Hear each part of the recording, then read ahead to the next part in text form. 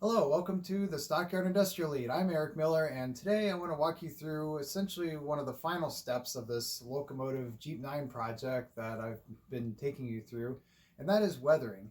I think this could be an interesting topic to a lot of you, just showing you some of the basics of weathering, essentially how I do it. And what I'm going to do is show you what I do with most of my locomotives, which is a combination of techniques. And so now I've got the decals on. As you can see here, it's just pretty simple locomotive to decal. The body's all blue, and so we just basically slap on the logos and the numbers, and then I put some, kind of like striping there on the sills. So pretty basic decal job. So now we're ready to weather it. This is going to be a very simple weathering job. One, because it's a new locomotive, but two, because the South Omaha Terminal likes to take care of their equipment since this is basically their only locomotive. So we're going to keep it fairly clean. And so I'm going to show you basically the techniques that I use, which is essentially some pastels or chalks and then a little bit of airbrushing. I'm not going to usually fade this locomotive or add rust to it like I will do with some freight cars. So I think this will be a good weathering project to show you because it's very simple, very basic. I think it's something that just about anybody can approach. So I'll show you some of the stuff that I'm going to do, and then I will take you along as I do it. Again, the painting I'm going to be doing outside. So come along and join me on the weathering this GP9. So here's a look at the basic techniques that I use for weathering and the basic materials that I have. As you can see, it's not a ton of stuff, but this is the airbrush weathering paints that I have here that I'll go through, and I've got a couple different pastels or chalks that I use as well. So for the airbrushing part, I have two colors of brown that I like to use, and these are both Tester's Model Master paints. One is Dark Earth, the other is called Earth Flat. Basically, they're just a light brown and a dark brown. And sometimes what I'll do, if I have a very heavy weathering job, I'll start with the light brown, then I'll go with the dark brown. Other times, if I just want to do a basic weathering job and I just want one color, I'll go with whatever color works best with the paint on the freight car or the locomotive. So in this case, I'm just going to go with the light brown. I think that'll work really well. So what I do with these for the airbrush is I thin them a little bit. And so here they are in their own bottles, ready for the airbrush. And I just thin them with this Badger Model Flex easy to use cleaner. It's essentially, it works well for a paint thinner. And so I just thin it about 50% this to 50% of the paint. Works out pretty well. And then this will last a long time. Since I mixed this, I don't know, a couple of years ago, I don't think I've had to add more. It's starting to get a little low. I think it'll still work. The other technique is the pastels or chalks.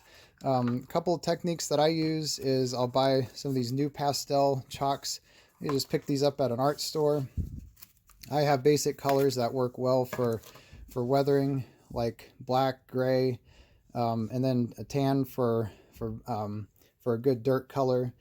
This is for rust, and then I also have other colors that I'll use sometimes if I'm trying to fade a logo or fading a freight car. But these work well for the locomotives. And then what I'll do a lot of times is I'll grind these up into little powders, and then I'll use the brush to stipple them on. So what I'm going to do today is basically probably put a little bit of gray on here. I like to apply the gray first, and then I'll follow it up with some black for the grime. And then that'll be it between that and the airbrush. The other technique is these pan pastel kits, which actually, to be honest, haven't tried them yet, but they're very similar to the method I just showed you with the brush and the shaved pastels. The difference is that you basically just take the brush that comes in this kit and rub it on here and then apply it onto the locomotive. So I'll show both of these techniques to you, and as I mentioned, I'm going to go ahead and do the airbrushing outside. So we'll do that first, we'll do that next. Before that, put a coat of gloss on this locomotive to cover the decals and get rid of any film that you might see on here. I'm going to try to leave the sides slightly glossy so it looks kind of like a newer locomotive. I want this to look newer than its C415 counterpart. And then after that, I'm going to apply, I'll show you a coat of what's called Rust-Oleum frosted glass, which I found works really well with weathering, and I'll show you what that looks like outside. So that'll be the next step. Okay, so this is the frosted glass stuff that I was talking about. And here's our nice glossy locomotive. So just kind of spray a little bit of this on there.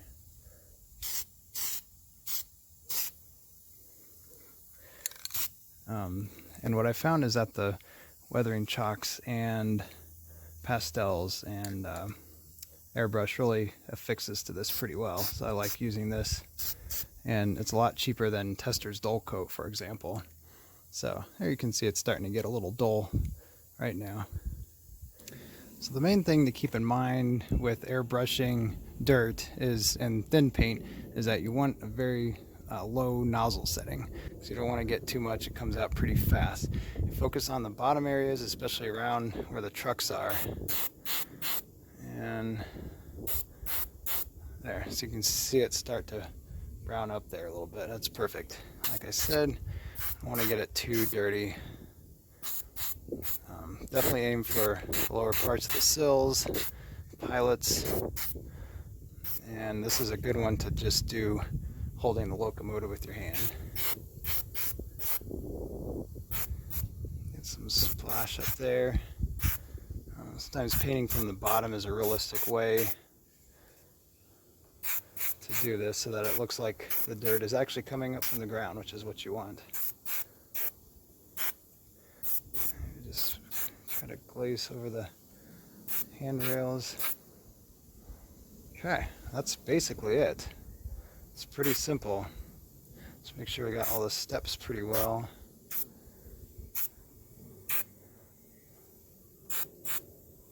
There you go. That's it. So now we're ready for some grime. So for the chalk weathering, what you wanted is a nice little bristle brush like this to do the shaved chalk method.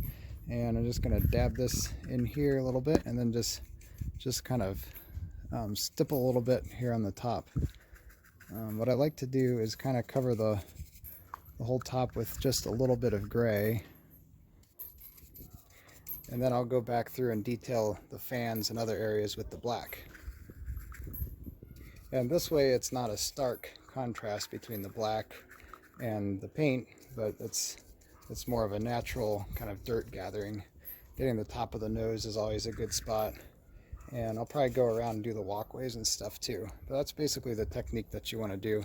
Just kind of keep going, stippling with the brush.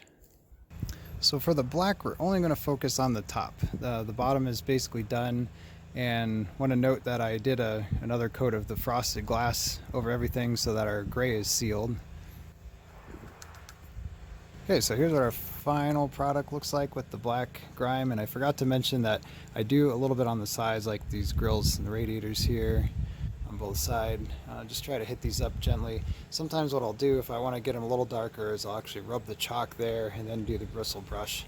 But yeah, that's what it looks like with the black. So now we're done, and that's basically all there is to the weathering. So now we're ready for final assembly with this locomotive. Okay, so that's basically it. As I mentioned, our locomotive is now weathered and ready for final assembly. So just a couple more shots of it, how it looks. So like I said, what I really like to do with locomotives for the most part is just hit it up with the airbrush, do light brown on the bottoms here, and then put a little bit of the gray pastel on the top, followed by the black, and I think it comes out looking pretty good. This just looks a little bit, used but not too abused, as they say. So hopefully this video was helpful for you. Feel free to leave any questions that you have below, and I'll be happy to get to them. And as always, let me know if there's any other videos you want to see here at the Stockyard Industrial Lead. I have a feeling the next video that will be coming up will be a video of this in operation finally with the C415, and I'm also looking forward to getting my cabooses back because I've been missing them on the local. So thanks again for watching. Hope this was helpful. Feel free to leave me any comments, and I will catch you next time.